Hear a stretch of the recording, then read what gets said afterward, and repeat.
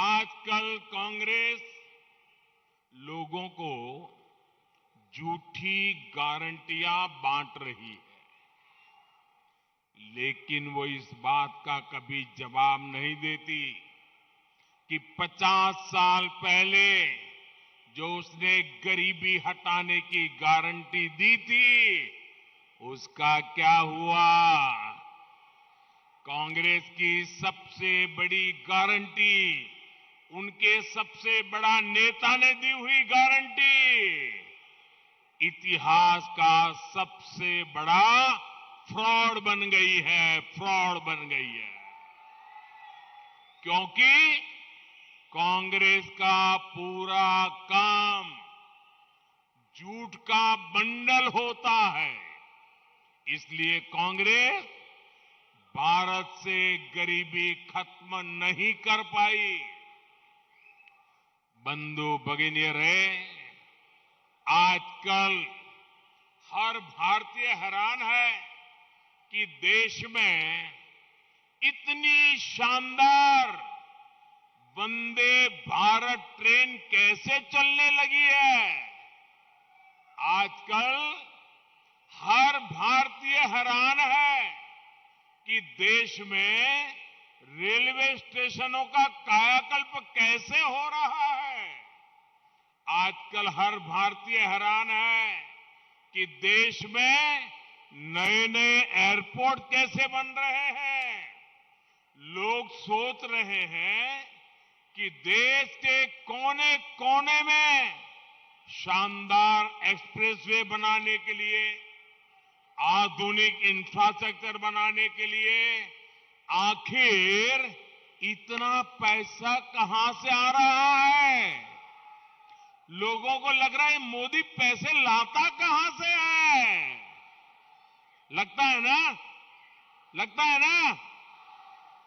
बंधु भगिनी रे, ये वो पैसा है जो आपकी मालिकी का है, आपका पैसा है, जिसे कांग्रेसी सरकारों में लूट लिया जाता था और मोदी उन पैसों को आपके लिए काम में लगाता है। आपको मालूम है 100 पैसे के काम में 100 पैसे के काम में 100 पैसे के काम में कांग्रेस सरकारों के समय 85 पैसा 85 पैसा कांग्रेस के नेताओं के जेब में जाता था। सिर्फ 15% कांग्रेसी बजट से ना देश का विकास हो सकता है और ना ही कर्नाटका का। आपको लगता होगा ये मोदी 85% कहां से लाया। ये मेरा नहीं है, ये मोदी नहीं कह रहा है। कांग्रेस के एक प्रधानमंत्री श्रीमान राजीव गांधी, वो खुद पब्लिक मीटिंग में बोलते थे कि वो दिल्ली से 1 रुपया भेजते हैं तो गरीब के पास 15 पैसा पहुंचता है, 85 पैसा चोरी हो जाता है। ये कांग्रेस के प्रधानमंत्री जब सरकार में थे और पंचायत से पार्लियामेंट तक कांग्रेस की सरकार थी, तब 85% कमीशन ये कांग्रेस के प्रधानमंत्री खुद स्वीकार करते थे। सहोदर सहोदरियरे, मैसूरू रेशमे, मैसूरू मेल्लिगे जैस्मिन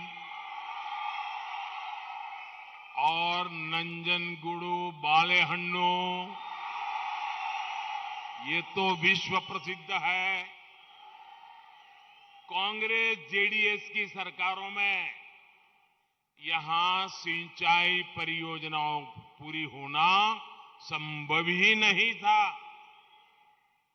85% कमीशन देने के बाद पैसा बचता है क्या? येदियुरप्पा जी और बोम्मई जी की सरकार यहां अनेक सिंचाई परियोजनाएं लाई है। अब इन सिंचाई परियोजनाओं पर तेजी से काम हो रहा है। रेशमे किसानों की भी बीजेपी सरकार ने हजारों रुपये की मदद की है। स्नेहितरे, आज आपके बीच मैं एक और महत्वपूर्ण मुद्दा उठाना चाहता हूं।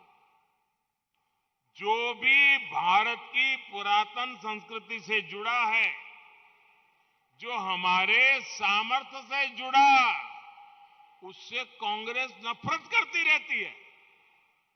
योग और आयुर्वेद सदियों से भारत की ताकत रहा है। मैसूरू तो इसके लिए बहुत मशहूर है। लेकिन जब कांग्रेस सत्ता में थी, तब हम योग से भी अपना दावा खोने लगे थे।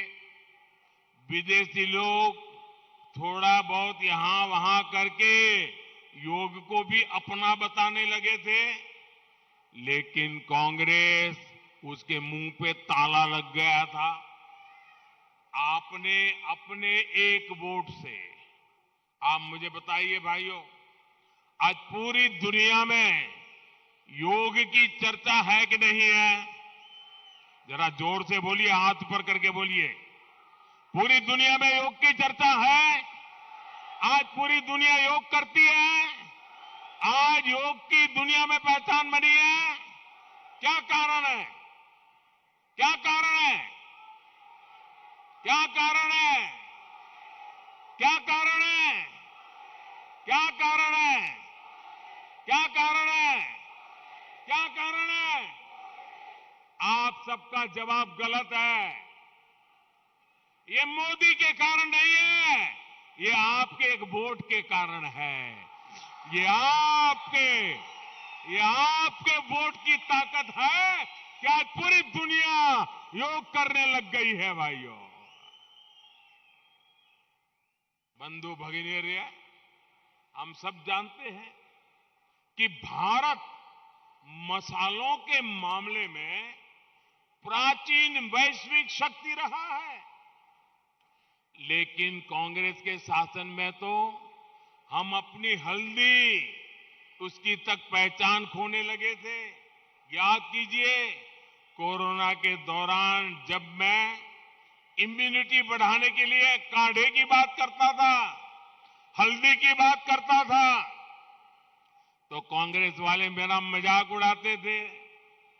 वो मेरा मजाक नहीं उड़ा रहे थे, वो कर्नाटका के मसाला उत्पादक किसानों का मजाक उड़ा रहे थे। लेकिन कांग्रेस के रवैये से अलग हमने अपने मसालों को दुनिया भर में प्रमोट किया। आज यही कारण है कि पूरी दुनिया में हमारे हिंदुस्तान के मसालों की डिमांड बढ़ी है। हल्दी, अदरक, जिंजर, हल्दी अदरक के एक्सपोर्ट में ही पिछले 9 वर्षों में 200% तक बढ़ोतरी हुई है। बताइए, 200%। इसका सीधा लाभ मैसूरू के, कर्नाटका के किसानों को हुआ है। बंधु भगिनी, भारत का सामर्थ्य हमारी संस्कृति में है। कर्नाटका इसका एक मजबूत पिलर है। मैसूरू तो धरोहरों का जिला है। नंजनगुरु की छोटी काशी के रूप में मान्यता है। श्रीरंगपटना अपने आप में तीर्थ नगरी है। कर्नाटका का ऐसा कोई कोना नहीं जहां हमारी समृद्ध विरासत के दर्शन ना होते हो। लेकिन कांग्रेस की और इनके सहयोगी जेडीएस की सरकारों ने इस विरासत का कदम कदम पर अपमान किया। और अब तो बजरंगबली पर भी ताला लगाना है। हमारी आस्था, हमारी धरोहर को भी वोट बैंक की तुष्टीकरण की राजनीति से देखा गया। अयोध्या में भगवान राम के मंदिर के साथ इन्होंने क्या क्या नहीं किया। काशी विश्वनाथ हो, केदारनाथ हो, उज्जैन महाकाल महालोक हो, ऐसे तीर्थों को जब हम संवारते हैं तो कांग्रेस को पसंद नहीं आता। बंधु भगिनी रहे, अभी कुछ दिन पहले ही मैं बंडीपुर टाइगर रिजर्व आया था। मैं देश की उपलब्धि को आप लोगों के साथ सेलिब्रेट करने आया था। कर्नाटका के सामर्थ्य को दुनिया को दिखाने के लिए आया था। लेकिन कांग्रेस वालों ने इसको लेकर भी मजाक उड़ाया। कांग्रेस के लोग पूरे लिंगायत समाज को अपशब्द कहते हैं, ओबीसी समाज को अपशब्द कहते हैं। इनको हर बात में वोट बैंक की राजनीति ही दिखती है। बजरंग बली को लेकर भी कांग्रेस ने जो किया उसके पीछे तुष्टीकरण की ही राजनीति है। बंधु भगिनी रहे, कांग्रेस हर संकट में अपना स्वार्थ देखती है, अपना लाभ देखती है। आज मुझे कर्नाटका के अपने हक्की पिक्की समुदाय के भाई बहनों से मिलने का अवसर मिला। अभी मैं शिवमोगा से आ रहा हूं, मैं उनके साथ बैठा था। हमारे ये भाई बहन सूडान में संकट में फंसे हुए थे। उनके जीवन पर बहुत बड़ा संकट था। अपने इन भाई बहनों को बीजेपी सरकार सूडान से सुरक्षित वापस निकाल कर लाई है। मुझे अफसोस है कि कांग्रेस ने संकट में फंसे हमारे इन ट्राइबल साथियों को लेकर भी बहुत ओछी राजनीति दिखाई। जब भारत सरकार इन्हें वहां से वापस लाने के इंतजाम में जुटी थी, तब कांग्रेस ने उनके बारे में हल्ला मचाकर उन्हें एक्सपोज कर दिया था, उनका जीवन संकट में डाल दिया था। कांग्रेस सोच रही थी कि सूडान में हमारे हक्की पिक्की भाई बहनों का जीवन संकट में आए और यहां कर्नाटका चुनाव में बीजेपी सरकार पर हमला बोल दे। लेकिन कांग्रेस भूल गई, ये मोदी है। अपने देशवासियों की रक्षा के लिए ये मोदी किसी भी चुनौती से टक्कर लेता है। बंधु भगिनी रहे, कांग्रेस की राजनीति का सबसे खतरनाक पहलू कानून व्यवस्था है, देश की सुरक्षा है। जब कांग्रेस आती है तो आतंकवादियों, अपराधियों के हौसले बुलंद हो जाते हैं। कांग्रेस राज में आतंकी और अपराधी आश्वस्त होते हैं कि कांग्रेस का हाथ उन पर है। हमने बार बार देखा है कि तुष्टीकरण के लिए कांग्रेस आतंकियों के समर्थन में भी सरेआम उतर आती है। यही हमने केरला में भी देखा है, यही हमने यहां कर्नाटका में भी देखा है। आप देखिए, केरला में इनके सहयोगी कौन लोग हैं? आप यहां कर्नाटका में देखिए कौन इनको समर्थन दे रहा है। और इसलिए मेरे भाइयों बहनों, 10 मई को जब वोट डालें तो आपको एक बात जरूर याद रखनी है। दुनिया के अनेक देशों में हम देख रहे हैं जहां आतंक अराजकता और अपराध को छूट मिलती है, वहां बर्बादी ही बर्बादी होती है। जीवन की सुरक्षा, माताओं बहनों का, बेटियों का सशक्तिकरण, ये सबसे जरूरी है। इन्वेस्टमेंट भी वहीं आता है जहां लॉ एंड ऑर्डर बेहतर होता है। ये काम सिर्फ बीजेपी कर सकती है। स्नेहरिगे, जब भारत के हितों के खिलाफ काम करने की बात आती है तो कांग्रेस पार्टी की रॉयल फैमिली, शाही परिवार सबसे आगे आता रहता है। भाइयों बहनों, मैं गंभीर विषय पर आज इस धरती पर से कुछ कहना चाहता हूं।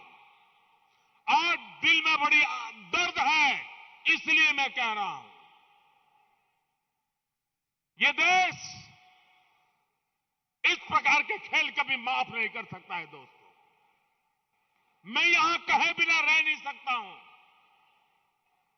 ये फैमिली खुले तौर पर भारत में राजनीति को प्रभावित करने के लिए विदेशी शक्तियों को दखल देने के लिए उकसाते हैं।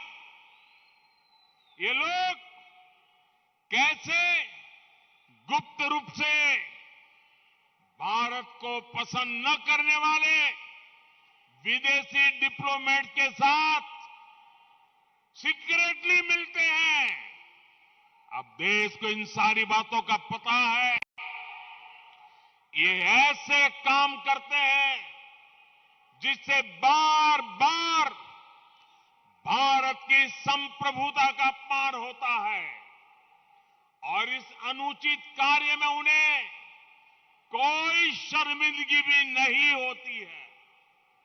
इस कर्नाटका चुनाव में कांग्रेस का शाही परिवार एक कदम और आगे बढ़ गया है,